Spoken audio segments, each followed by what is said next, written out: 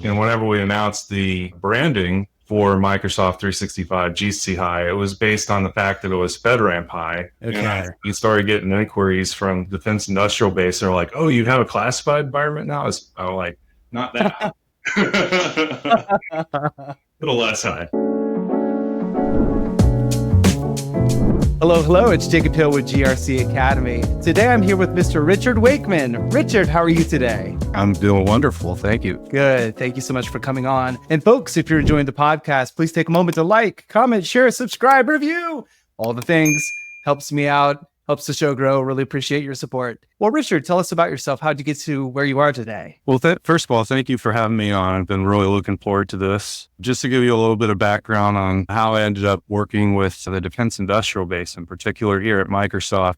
So I was the first architect working for Microsoft, onboarding companies into our cloud offerings. It dates back to 2005.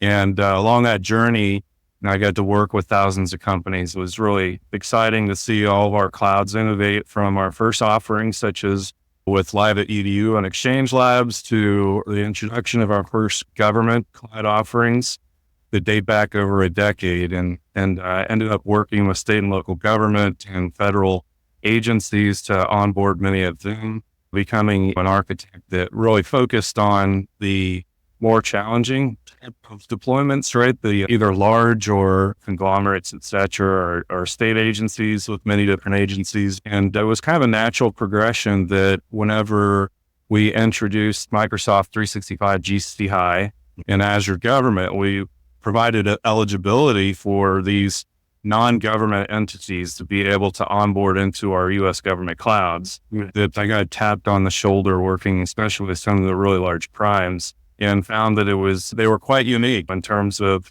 being both commercial organizations. Take like a Boeing that makes commercial airline planes, and they also make military jets, et cetera.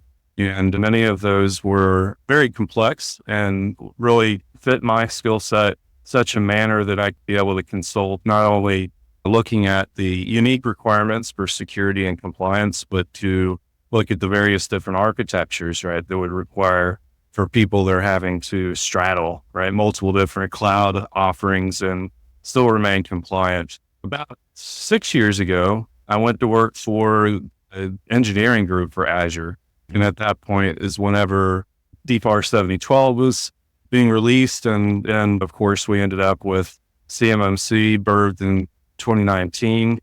And I ran something called the CMMC Acceleration and ultimately built that, which we'll get a chance to talk about here today. And I've continued to be very active in the CMMC community, both internally and externally at Microsoft. It really is about that specialty with our government cloud offerings. That's awesome. And I love to hear the history and how all these things came together. But before we get there, just talk to us about what's the difference between a public and a community cloud. Yeah, and so one of the top discussions I do end up having with customers as they're looking at that journey.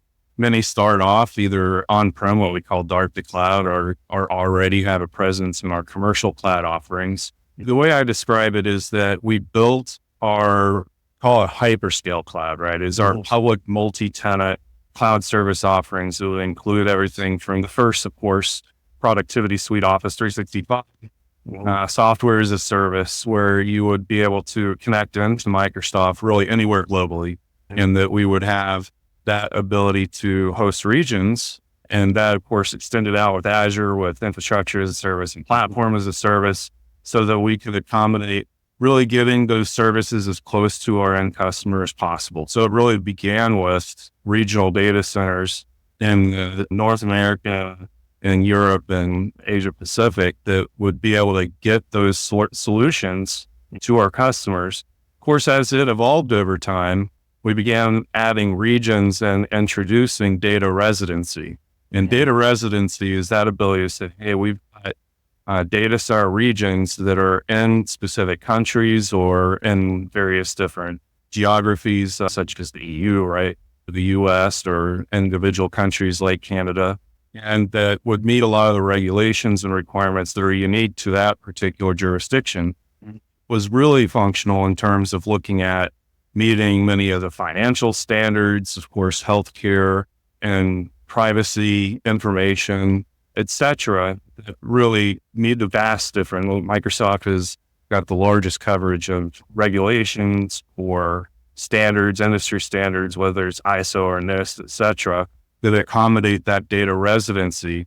But in order to build this worldwide cloud service offering, naturally, it's going to be connected to the Microsoft backbone, whether it's being able to connect in geographically close to your location, or to be able to have multiple different regions, even within a single tenant, what we call multiple, right? Especially for those multinational organizations, if they could meet those security and compliance requirements unique to this specific country that they're working on. Now, the government community cloud offering was really introduced specifically for the Office Productivity Suite initially, and that was for Office 365 GCC. And to be clear, that's not High. This is just the original GCC offering. And GCC was purpose-built to be a U.S. person's enclave that was, it's still part of the commercial environment, but think of it as a carve-out, right? It's a separate set of servers that's managed by U.S. personnel. And it goes one step further beyond just pure data residency.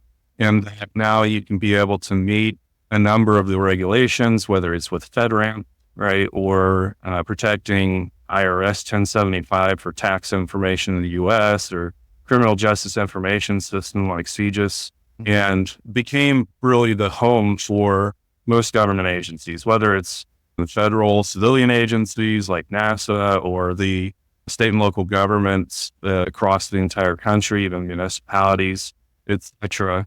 And GCC, while initially was a O365 concept, of course, it then extended out to the whole of Microsoft 365. So we began introducing many new capabilities, whether it's looking at device protection with Intune or document protection with information protection, out Purview, etc. And the reason why I point that out is that when we began building all these additional capabilities as part of Microsoft 365, they were all honed on top of Azure Commercial. With the pairing of GCC, that government cloud, government community cloud, is with Azure Commercial, but we were lacking the market for being able to have true data sovereignty, right? And data sovereignty was required, especially for the U.S. Department of Defense, right? If you look at the DoD, they've got export controlled data, they've got all the different categories of controlled and classified information, cover defense information, et cetera. And, there was concerns about putting that into especially the Azure Commercial environment. So working closely with the U.S. Department of Defense and other federal cabinet level agencies like the DOJ, DHS, Treasury, is whenever they agreed that we would build our first sovereign cloud. And the sovereign cloud is both physically and virtually segmented from our commercial side environment. And it was purpose-built for protecting controlled and classified information, all categories, right? This includes export controlled data, no foreign, formerly FOUO, et cetera, NNPI for naval nuclear information. And that really led us to this completely separate sovereign cloud that was restricted purely to the continental United States. That includes data processing, transmission, storage.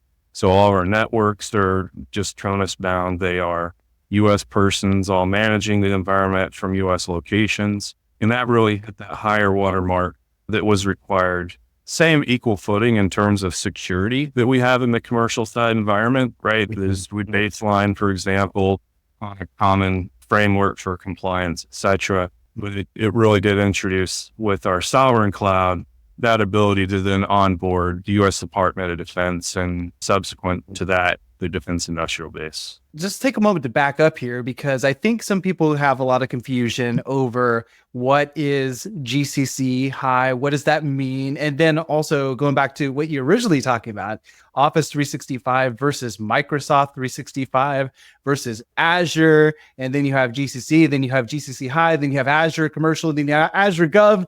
Pull it all together for us. Yeah, absolutely. Well, there's one of the things that does have quite a bit of confusion is just around the branding in terms of looking at, for example, Microsoft 365 GCC High. It's part of the US sovereign cloud. It's paired up with Azure government, but they're somewhat interchangeable. The way I like to describe it is that GCC High is the branding for anything software as a service. Yeah. So for example, Office 365 GCC High, ID GCC High, right? Intune GCC High. In terms of infrastructure as a service and platform as a service, Azure Gov, right? So the truth is they're all part of that same US sovereign cloud. You can even throw in Dynamics 365, GCC High with the CRM, ERP solution, et cetera. So that's from a branding perspective. The point of confusion is one that has to do with, for example, we've got accreditations of our platform, whether it's FedRAMP, or if you look at the U.S. Department of Defense, so it would be the Cloud Computing Security Requirements Guide, the SRG, Impact Level 4, Impact Level 5, et cetera. And one of the things I put in my most recent blog, which is a refresh compliance blog, tries to pull everything together from many different resources. And I remember looking at that blog, I don't know when, 2020, something like that. And I was like, he's my hero. This guy's awesome. So I know it's helped out so many folks. Thank you for doing that. It also made my life a whole lot easier too, because trying to pull it all together from like 40 different Microsoft articles that changed links and everything. Oh, I'm sure. Of course, making it consumable. People could rationalize it was a big goal for that.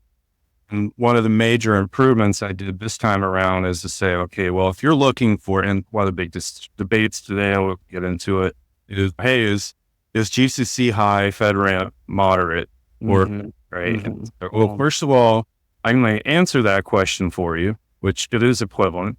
I'm also going to say that you need to look at the specific services that are in scope, right? So GCC High and Azure Government have two different sets of authorization. So for example, if you look at Azure Government, it includes most of the services, right? Everything from infrastructure as a service and platform as a service, but also a lot of the Purview and Defender products that we have as part of Microsoft 365. Those all stood in within the accreditation package for Azure Government, not for Office 365. So if you go and look at Intra ID, that's Azure Government. If you look at something like Purview Information Protection, it's Azure Government. Now, the GCC High, right, that most folks are asking about is, of course, hey, I have email with Exchange Online, we've got Teams, got SharePoint Online, OneDrive for Business. Those do set in a separate accreditation package for specifically Office 365, GCC High, and those would include some supporting services like Windows 365 that was part of that software as a service model. At the end of the day, you really need to look at it from a workload perspective, because holistically, you're likely going to be using both Office and Azure, especially with Microsoft 365. And the truth is, Azure Government has had a full provisional authorization and is listed in the FedRAMP marketplace as authorized and has been since dating back to 2015. So it's never been a concern. It's really always been, the debate has been around specifically Office 365, GCC High. Do you see any signs that the GCC High FedRAMP authorization will be complete here pretty soon? Oh, absolutely. We've been back and forth with the FedRAMP PMO for quite some time now, and there's quite a bit of history there. But one thing I'd like to point out is that the FedRAMP PMO does not specifically authorize the cloud platform. The only fault that can do authorizations would be authorizing officials. And there's unique AOs that you would have for Department of Justice or Treasury, et cetera. Department of Defense, of course, being DISA. And from that perspective, we do hold no less than 4 authorizations, agency ATOs, that have been active for years. In terms of getting into the FedRAMP marketplace as quote unquote authorized, there's additional adjudication that the FedRAMP PMO, and historically it's been the Joint Authorization Board, the JAB. JAB no longer exists as a specific entity, but it is taken over by the PMO. And the PMO has asked us for updates to our documentation and the various other artifacts, and we have provided those to them. And it's just been kind of a back and forth, getting clarity and asking for additional documentation, et cetera. we have provided all that. So it is in the hands of the PMO today. They could surprise us any day now, or they could come back and ask for additional clarifying information. But I'm cautiously optimistic that we'll get to that FedRAMP marketplace authorized state sooner than later. It's surprising too, because you hear about DIBCAC assessments, and every time DIBCAC comes in to assess a company, they ask for the equivalency body of evidence every single time. And it's like, guys, it's Microsoft. You've seen it before, you know it. So that'll be a great thing to get that FedRAMP authorization in. And it's FedRAMP High, is that right? Yes. Okay. FedRAMP High, that's inclusive of moderate. Okay. Yes. Yeah, that's interesting. Why did you all decide to go to the high opposed to the moderate? That was the requirement that we had for the specific set of government entities that onboarded. Mm-hmm. FBI, DOJ, DHS, Treasury all had FedRAMP High. Okay. Yeah, and it was kind of a little bit of backstory. It was kind of wild because the name of GCC High initially was called Trailblazer. It was our internal Trailblazer project. And whenever we announced the branding for Microsoft 365 GCC High, it was based on the fact that it was FedRAMP High. Okay. And we started getting inquiries from Defense Industrial Base. They're like, "Oh, you have a classified environment now?" I'm like, "Not that. A little less high." Right. High, but not that high. Got it. Yeah. Interesting. All right. Well, obviously a big driver here for defense contractors, and why a lot of folks looked historically to GCC High was DFARS 7012 C through G. Obviously, we have export controlled information. That's another driver to go to GCC High. But back then, you kind of had to, because of the clauses C through G, which deal with incident response and all of those activities that might happen if the government needs to do a damage assessment. Can you talk to us just a little bit about the history there? Certainly. And so if you look at a question that oftentimes I'll get from customers coming is like asking what the FedRAMP status is of our cloud service offerings. And if that question's coming from anywhere other than from federal, right, Microsoft Federal, where they work day in, day out with federal agencies that would require FedRAMP, it's coming from anywhere else, like from our commercial business units at Microsoft, or it would be from maybe FFRDCs, UARCs, or education.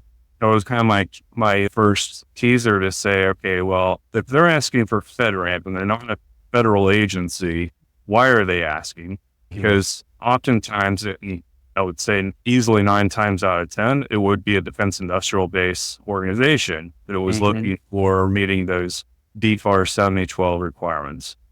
And FedRAMP is one element of it. Naturally, DFARS 7012 says that if you leverage a cloud service provider, that must be a FedRAMP moderate or equivalent cloud service offering.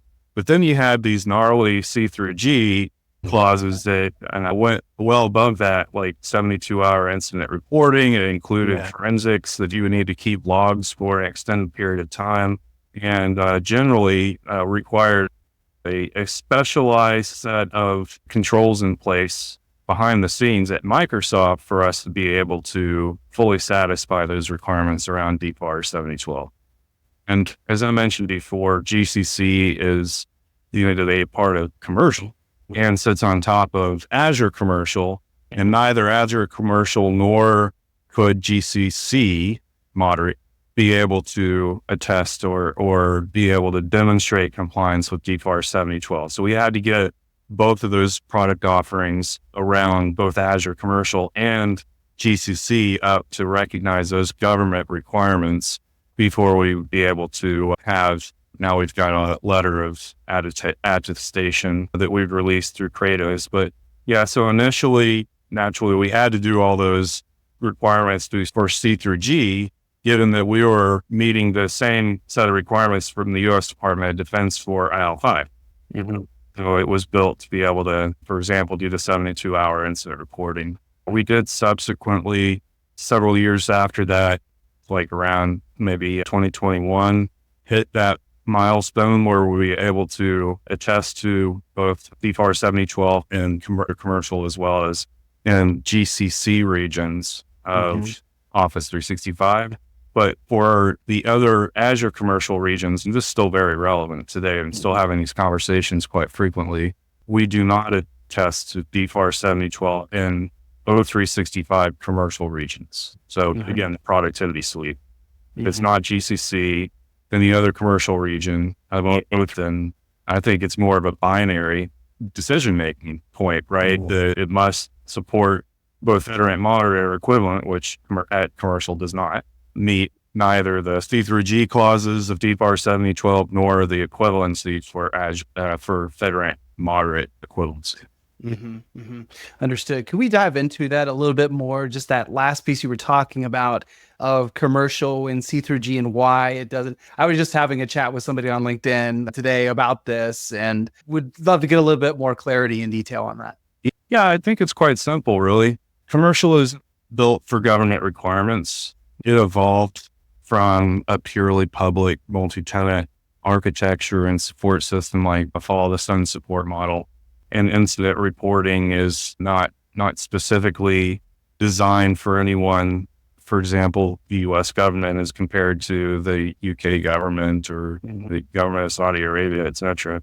And so we don't recognize those unique U.S. government compliance requirements inside of the commercial cloud offering for O365, because there's a set of cloud service offerings that we built specifically for that, right? Yeah. We built GCC, we built GCC High and Azure government for U.S. government requirements.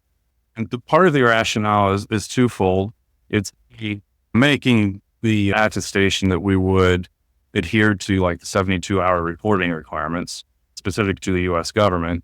And the second part of it is that the U.S. Department of Defense and other federal agencies do change their regulations. Think about even on the horizon, we're going to end up moving from NIST 800-171 Rev 2 to Rev 3, right? And you may introduce new requirements that have a huge impact the cloud service provider to meet those requirements. We're obligated to do that naturally within our government cloud offerings. It may be untenable for us to go and implement those. And I'm picking on NIST, right? Sure. Under 171, Rev 3. At the end of the day, you may be able to demonstrate compliance requirements. Really, probably the most evident example of that would be the most recent memo from the U.S. Department of Defense dated back in December of 2023, right? That finally defined what FedRAMP equivalency is. And everybody hated the definition, right? And it's still one of the most highly debated memos from the DoD. From that perspective, that was a change, right?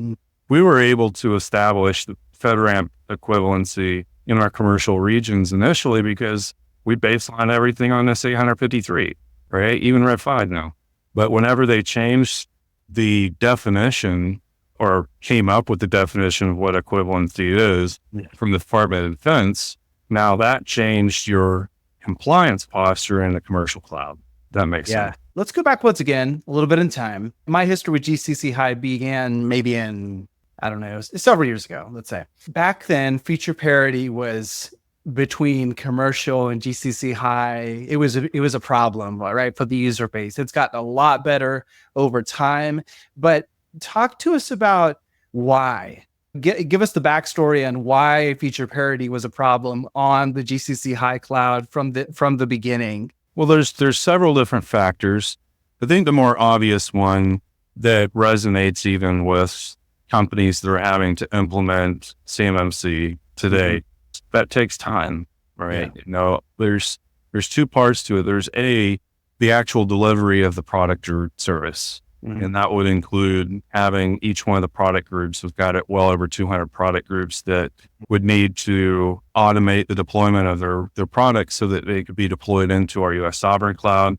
We've gotten quite good at that, right? Over the course of time, we're able to automate those deployments and we can deploy them into all of our sovereign clouds, not just GCC High, but also Azure Secret, Top Secret, China, et cetera, and do so in a rhythm where we can get to product freshness that would be at a goal of around 30 days. We've realized that with many of the products, some included, for example, Entra ID does a great job of product freshness in that case where you can be able to see the same bits deployed into the sovereign cloud as you would have in commercial within that 30-day window, if not less. Mm-hmm. But there's always a gate to get those services available. So we have a requirement that every product and service would need to get through our compliance. For example, we've got assessments that we do with our 3PAO, Aerospace Defense, and historically with Coal-Fire, et cetera. And those go biannually. So we have 2 of them a year.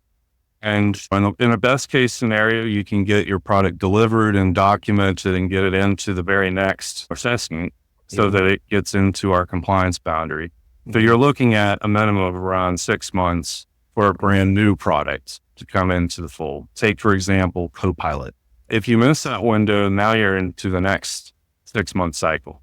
So you may end up 6 to 12 months to be able to deliver a brand new product, depending on the timing, right? And it is something similar for every other cloud service provider to deliver products. They need to get into those authorization boundaries, FedRAMP, SRG, et cetera, in order to be deployed.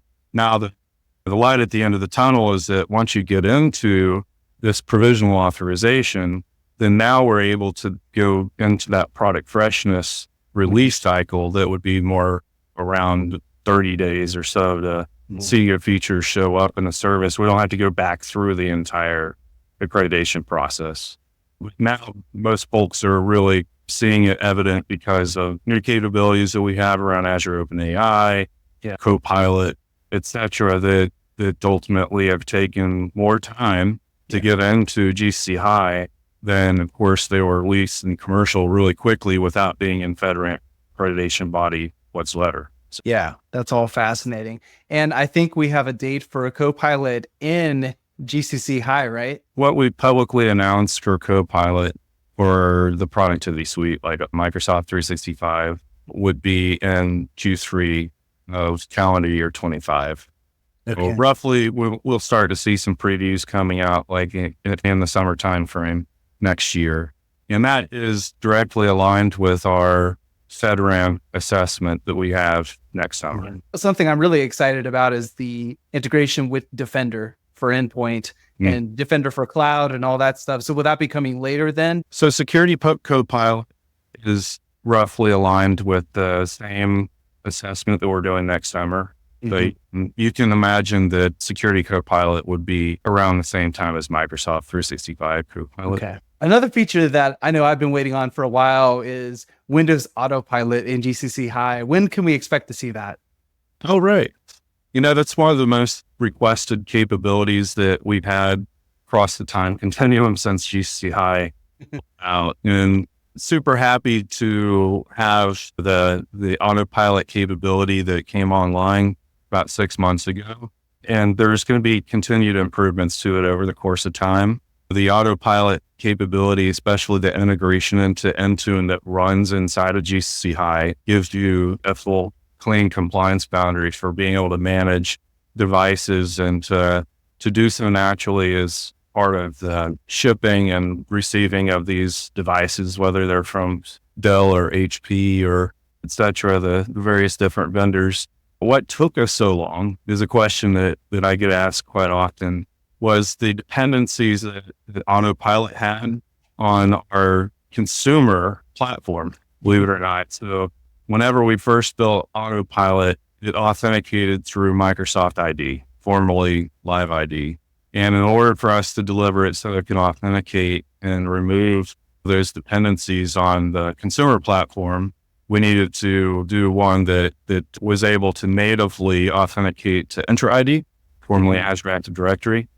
And once we did engineering work, then we also had to work with all the vendors like Dell and HP to go and change their code, because they actually have a lot of the provisioning and code that is required to install and set up Autopilot before it's shipped to the end user. And the same is true for future updates. And one of the things that we've done is we come up with a new architecture for Autopilot. It's currently in engineering and being implemented so that Autopilot can be able to have a support model that is more native to, for example, Intra ID, cloud native tenants, etc. And you'll see that the preference is to have Intra ID join, as opposed to historically a lot of folks would have hybrid join where they were taking a dependency on an on-prem Active Directory, traditional Windows server-based Active Directory. So that is one thing that's an observation there, is as we continue to move more of the source of authority to Intra ID into the cloud, that the Autopilot will be locked in step with that. Gotcha. That's awesome. And I'll just make a note here, and I'll put these links in the description, but there's separate roadmaps for some of the products out there, but a big one is the one for Microsoft 365, I think it is. And they actually have filters based on commercial to GCC High to GCC. That's been really helpful for me, kind of keeping an eye on, all right, that key question, when GCC High? Well, we're moving into a very interesting time in the CMMC world, right? The CMMC program final rule is finally here after so long of just talking about it. And then people were like, okay, is CMMC going away? What's happening? We don't know. Maybe it's going away. We're hoping it's going away. No, it's here. Okay. All right. So folks are having to reorient. And I think many of them are, because they waited in a panic. And it's interesting to think about this too, because oftentimes in the CMMC space, we think about the ecosystem being a lot of small businesses, C3PAOs and consultants. There are some larger businesses out there, but Microsoft is in that ecosystem as well. So I would expect that you all are probably getting quite busy, and I would expect an uptick on the number of clients and customers on your side, right? Yeah, and it's finally getting the attention, I would say, across our partner community and inside of Microsoft to say that, hey, we need to do a little bit, start ramping up this support for CMMC. I mean, we have come up with and have a number of resources available, but if you look at the count of DIB that have either adopted GCC or GCC High, it's nowhere near the count that would be there, like the 80,000 that would be for level 2. And likely many of them will have a preference for the GCC High product offering. So that is one of the things that we've been focusing in on here, especially recently. But yeah, there's thousands of tenants out there. The vast majority of them in GCC High are small, medium-sized businesses. Hey everyone, Jacob here. Let me tell you about today's sponsor, Vanta. As the number and severity of third-party breaches continues to rise, companies are increasingly vigilant, not just about how they handle their own data, but how their vendors do as well. For security and compliance leaders, this means more security reviews are coming across your desk every day, and valuable time is being wasted on manual security reviews. With Vanta questionnaire automation, security and compliance teams can complete security reviews up to 5 times faster, giving you time back to focus on running your security and compliance programs. Over 8,000 global companies like ZoomInfo, Smart Recruiters, and Noibu use Vanta to save time on security reviews. Visit vanta.com/GRC Academy to learn more about questionnaire automation. That's vanta.com/GRC Academy. Thanks, and enjoy the rest of the episode. Yeah, it's going to be fascinating as we go for sure. Let's talk about design considerations. And the normal kind of concepts you hear is either all in, you're putting your whole business in GCC High. There are some folks who prefer like a CUI Enclave, maybe operate out of commercial for day-to-day business, use the Enclave or the government work. What do you think are the pros and cons of each of those design methods? Yeah, really important topic. And I spent a lot of time doing architectural design sessions with small and, of course, all of the DIB primes in terms of looking at what the right architecture. There isn't a one-size-fits-all solution for every organization, depending on how your company is structured. If you're predominantly a defense-based organization building products and solutions for the U.S. Department of Defense, or have just a small business unit, maybe even part of a really large company like Microsoft has with Microsoft Federal, to decide on whether or not you would do an enclave approach or an actual migration into GCC High. I'll start off by saying that most organizations do start with a enclave, right? The quickest way to, if you don't already have GCC High, they'll oftentimes set up a new tenant, Greenfield's tenant. They'll get it configured for the being able to demonstrate compliance with NIST 800-171, and they would begin to pilot with a user population that would have access and, of course, be able to protect controlled unclassified information, covered defense information, maybe even get an assessment done, like, for example, a JSVA for getting a certification to use that environment. I have a pretty strong preference, and I believe that long term that doing a swivel seat approach is not only a horrible user experience, but also oftentimes leads to a requirement that you properly train your end users to use the right environment at the right time. If they have their entire life in a commercial tenant and their devices are connected to commercial, like their mobile phone, their smartphone, their computer, their PC, they're always going to favor the commercial side environment, right? And maybe if they're collaborating with their customers, partners, suppliers, vendors, oftentimes they'll have a preference, or they'll have email exchange that would all be with the commercial side, to the point to where you'd say, okay, well, now we need to switch over to the government side and swivel seat over to the government side, and they use it for exchanging, for example, controlled unclassified information. The risk there is, of course, that people get confused which environment they're in, or their customers or partners, whoever they're exchanging and collaborating with. Or even their, like you said, their customers. The government's not great at this either. That they, and the government, that they'll end up sending CUI to the wrong location. So now you end up with a pretty large blast radius in commercial for being able to do data spill mitigation, et cetera. The best user experience is going to be in a unit to have one account that would be in one tenant or the other. Meaning that if you have data handling for CUI and ITAR, export control data, et cetera, that you're best to be homed within GCC High, and then give that user access back into commercial, right? So instead of having two mailboxes and two OneDrive for businesses and you set accounts where they schedule meetings, et cetera, now they can have a single account, single user experience, and you keep it nice and clean within a single compliance boundary.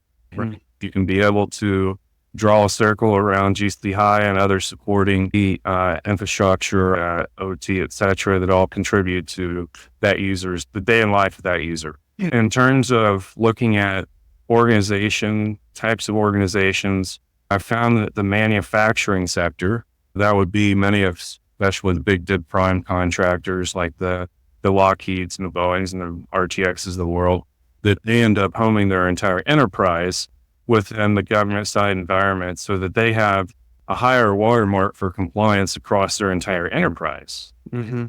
So not only do they have their collaboration and their ERP systems and their supporting contract management, all that would all fit within that compliance boundary on the high side, versus, like, for example, many of the federal system integrators of the world, right? The ones that do either consulting or assessments, that they typically are more commercial oriented, meaning that it wouldn't be reasonable to put their entire organization. Some of them are hundreds of thousands of seats, right? That they wouldn't put them all into GCC High. So I see with the FSIs, they tend to be straddling between commercial and GCC High. Now, the biggest question that comes up, and I've quite literally worked with many organizations that have struggled with this for years and years.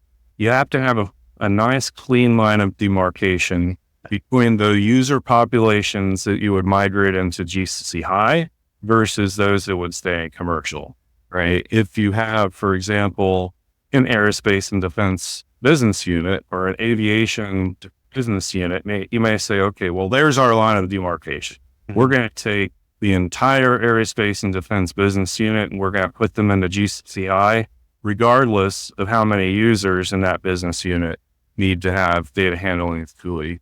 Because if you start to slice it down the middle, right, to say, hey, we're going to take our aerospace and defense business unit and we're going to identify everybody that works on CUI and we're going to put them in GCC High, And that person that's sitting next to them at a desk in a facility in Texas is going to go into commercial.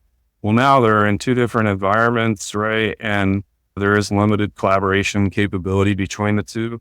But then you also end up with the scenario where you're having to migrate people back and forth, right, between commercial and government. So I've seen this whole progression. In fact, I even wrote a blog on it. I call it the DIB conundrum. Is that many of the customers I've worked with, they started off with an enclave, and they put a few people in their swivel seat. And over the course of time, they put more and more. Next thing you know, they're dual licensing everybody. And they come back to Microsoft and they're like, hey, we're having to pay for 2 M365 licenses for this ever-growing user population.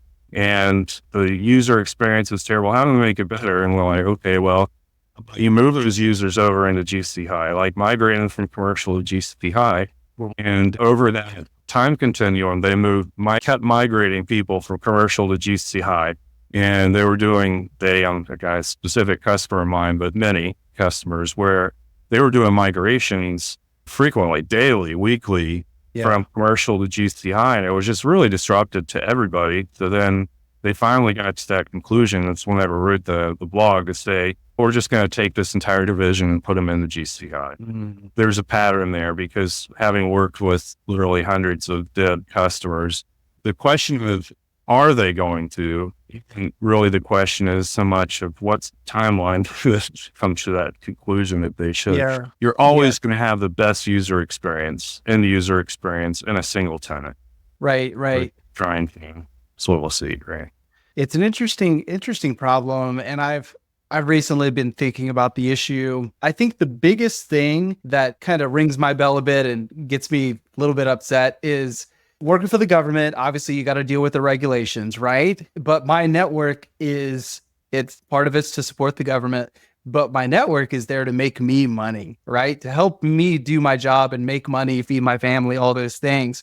And so the moment you get your CMMC certification on that network, well, changes and all that stuff, you can't make some big changes that you might want to make because then that might have to require another CMMC certification assessment. You know what I mean? That's a good point. And so that's been kind of the big issue in my mind is like, man, CUI Enclave sounds good because of that. You know what I mean? But then the other problem is if you're mostly supporting DoD, even the proposals, some of those are coming to us marked as CUI. So it's like you can't get away from the issue. So I don't know. I mean, I guess it's just one of those things of doing business with DoD. It's one of those things you just got to figure out how to manage. Yeah, and it's a risk decision you have to make. Really what it distills down to. And for a number of cases where, and just to be completely transparent, Microsoft is in a swivel seat enclave. Okay. There's that for a Microsoft federal business. In terms of where I've seen people change their risk assessment over time, is whenever they found out that people simply were not using the government tenant the way it was intended. And they were having to do a lot of data spill mitigation. And one thing to point out is also kind of the blast radius for data spillage. Because GCC High and Azure Government was purpose-built to protect CUI, right? We've got on the back end, U.S. persons, actually the U.S. citizens have been adjudicated by the DDTC. They've been adjudicated even for being able to work on classified contracts in many cases, right? On the commercial side, it's not a true statement, right? So even if you have a spillage, you can have a spillage in GCC High, right? Like, for example, if you've got ITAR information that's shared with an inappropriate party, a non-U.S. person in GCC High, then it would be considered a data spillage, but it ends there, right? You don't have to worry about cleanup on the back end because the back end is already compliant for the Microsoft scope of responsibility. Whereas on the commercial side, you have a data spillage. Now you have to worry about that spillage. The blasting radius is much larger. And now you're having to go do cleanup of that data and scrubbing it from any existence on the server. So GCC High may be, let me remove that user's permission. Commercial, now you're going to go eradicate the data and search and destroy it. So, well, you had mentioned another design methodology. You called it a Me Tenant? Yeah, I've been super excited with the Me Tenant. It's one that we've been focused on with several partners. And it is one that came up with one of the very first customers that I worked with. And it was at that point in time, we call it the extranet tenant. The extranet tenant was really intended to be a place where you could have multiple different people come together, hence the Meet Me concept, that would be working for a specific purpose. And the two that have really identified themselves would be to say, okay, we're going to establish this Meet Me tenant for a specific program, right? And that you can recognize that there may be 5, 6, 7 levels deep in the supply chain. And the challenge with any one individual company that's going to say, I'm going to set up this shared space in my tenant and I'm going to my subcontractors in. Well, let's think of it from like a prime perspective. They work with all their subs. They don't work with the subs of the subs. Yeah. Right.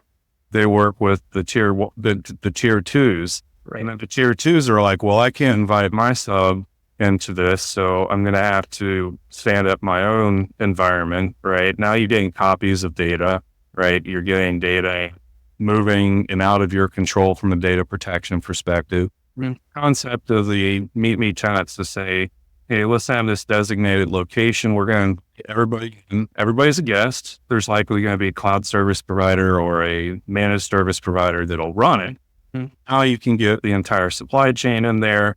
You keep the data inside the enclave. You don't end up with a ton of copies of that data. You've got some workflows for being able to egress or exfil data from that environment. And another, characteristic of it is that you can lift up people's compliance, right? So if you don't trust that tier 3 subcontractor to be compliant with CMMC, you can invite them into your environment, into the Meet Me tenant, and now lift them up, give them a virtual desktop, and give them a way that they can collaborate with you without bumping outside the guardrails. And that may be a hard requirement in some cases, like level 3. We get into level 3, you may end up in a scenario where your enterprise network isn't going to meet the NIST 800-172 requirements. But we can set up this Meet Me tenant that does. Yeah, gotcha. So would that be a totally separate tenant, like a totally separate account, basically, that would be totally unique and separate from your day-to-day organization's environment? First part of your question, is it a separate environment? From a Microsoft perspective, it's a separate tenant.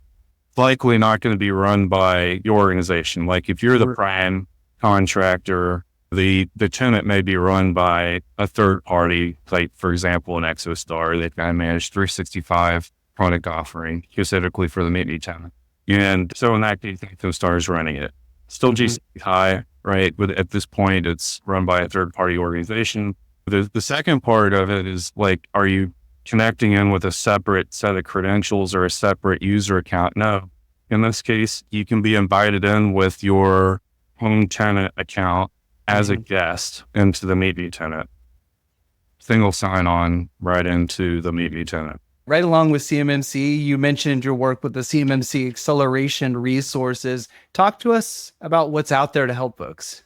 In fact, I just released a blog last week, so around October 20th, et cetera, that started to enumerate on the updates to the CMMC acceleration. One of the most popular assets, something called the Microsoft Product Placemat for CMMC. And the placemat looks like a periodic table, and it got each one of the columns would be a product family, practice family that would be, for example, the AC family of controls, and there's enumerate from left to right. And then you have each one of the rows is going to be a progression of the actual practices, AC 101 to start off with, right? And from that perspective, you've got the ability to just double click into any one of the practices and you can find background information. For example, we've got the customer responsibility matrix kind of integrated into it. So you can see what the definition of the practice is, the objectives, and you can also see what Microsoft scope of responsibility, whether it's a Microsoft owned practice, which there's relatively few of those, where you get 100% inheritance from Microsoft, more for like physical infrastructure, right? Or if it's a shared responsibility or 100% customer responsibility. So it breaks it down that way. Whenever we went back to the first days, and I'm talking back 2019 timeframe, we're looking at, okay, well, we've got all these capabilities of the Microsoft platform that can help you demonstrate compliance with CMMC. And we built this spreadsheet, and in the spreadsheet, it kind of crosswalked NIST 853 to NIST 80171 to a specific feature like Intra ID, privileged identity management, PIM, right? And it got to be pretty unwieldy in terms of trying to digest that information from that format. But when we moved over to this periodic chart layout, it gave us the ability now to select whatever products that you were looking to adopt, whether it's like Microsoft 365, maybe a G3 or a G5 or whatnot. And you can see how all the capabilities of Microsoft 365 contribute, right, to you being able to demonstrate compliance. And it lights up like Christmas tree, right? It controls, especially where you can turn a knob or dial and be able to meet those specific the objectives for each one of the practices is really fundamentally a strength that Microsoft has, because we have the most holistic coverage, whether it's having security tools such as Intune for device management or Defender for endpoint detection or response, or having data protection with Purview, even being able to implement many of the access control requirements through Entra ID, Defender for identity. So you've got a real holistic coverage. And in fact, you can get with NIST 800-171 Rev 2, it's like 86 controls where you can be able to, or practices where you can be able to demonstrate compliance. And it's typically a combination of products, right? If you look at access control, you may see that Intune is one of the products that contributes to access control. And you're like, well, how does Intune weigh into how you give people access to, let's say, CUI? Well, that's because we introduced zero trust concepts, right? And in terms of looking at zero trust, it's not just giving somebody some permissions to a document, right? It's also making sure that you have conditional access policies in place so that if they go to access that document, it's going to say, you have permission. Okay. Are you connecting from a trusted location? Is the device that you're connecting to this CUI with, is it compliant? Right. So you get that device attestation, and have they done multi-factor authentication? All these come together in order to give you a gate that would allow for them to even open up that particular, whether it's a document or email, et cetera. Talk to us about the compliance manager. How could a person actually use that to help manage their compliance with CMMC? Yeah, so the compliance manager, it's part of the Microsoft 365 suite of capabilities, and specifically it is a G5 capability to leverage some of the templates there for it. In terms of looking at the compliance manager, it's a GRC tool, right? Governance risk management compliance tool. And at a minimum, it's a way that we could overlay what was historically called a secure score. Secure score was a concept we came up with, probably a decade ago. They would say, here's Microsoft's recommendation for all the security settings that you should apply. And as you apply those, it's going to increase your secure score. And across your entire tenant, and do essentially assessment of all of your configurations to determine whether or not you have, for example, enforced multi-factor authentication, not just you've enabled MFA, but you've actually enforced it. That's one thing I think a lot of companies got into trouble on, is that they went to all this trouble to implement multi-factor authentication, come to find out they never really enforced it. Right. The secure score would ultimately improve as you've gone through and take those Microsoft recommendations into consideration. Then we introduced what's called the assessment templates, and we've got hundreds of them. The assessment templates are an overlay.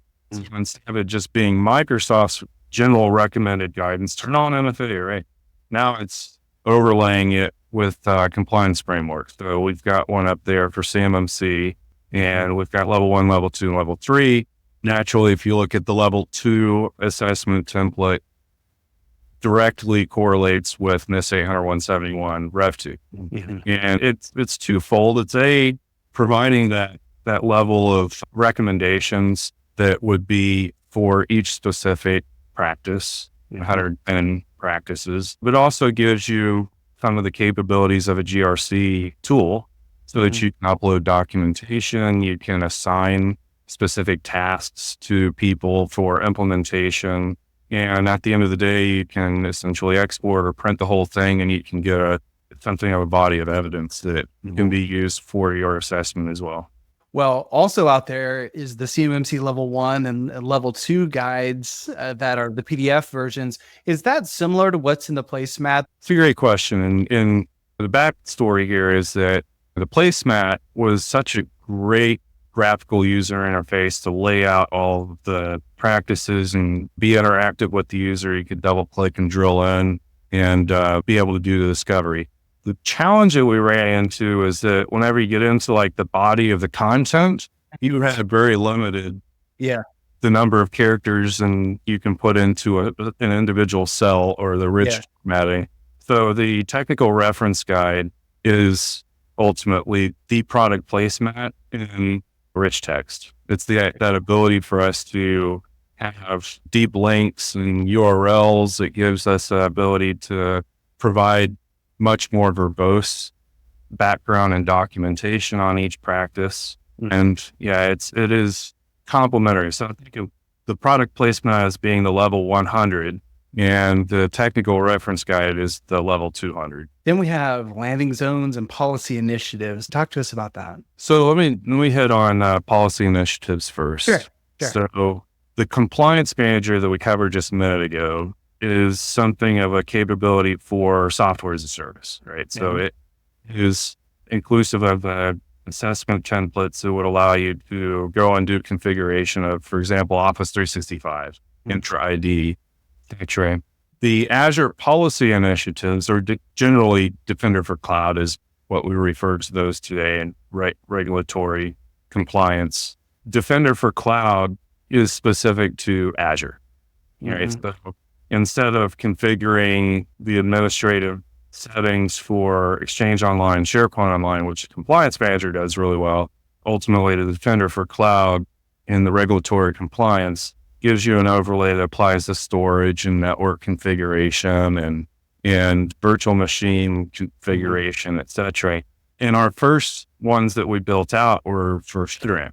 So the existence of the NIST 853 have been there dating back probably 5-6 years. And then we commissioned them to build the NIST 800-171, and they're complementary to each other. I mean, if you look at the overlapping practices between 53 and 171, you'll find that the policy initiatives prescribe the same guidance. But the cool thing about it is that you can just simply install it, right? You would go and select NIST 800-171. It'll create all the policies for you. Now, they're not enforced by default. Like you would need to go through and say, hey, here's a specific policy. Maybe it is to enforce some network setting. And you would go and review that policy, and then you would change it from observation mode to a enforceable policy. And even administrators can't get around that configuration or policy without going and disabling that policy. So it is enforced for anybody who is configuring resources within Azure. Tell us a war story. All those years at Microsoft, no doubt you have a lot of stories. Tell us about a fun one. So war stories, yes. How many tenants is too many tenants? You get that one quite frequently. Your customer, it's like, hey, we've got 50 tenants. Is that too many tenants? My goodness. Can we talk to one of the other customers that are like, do they have more or less tenants than we have?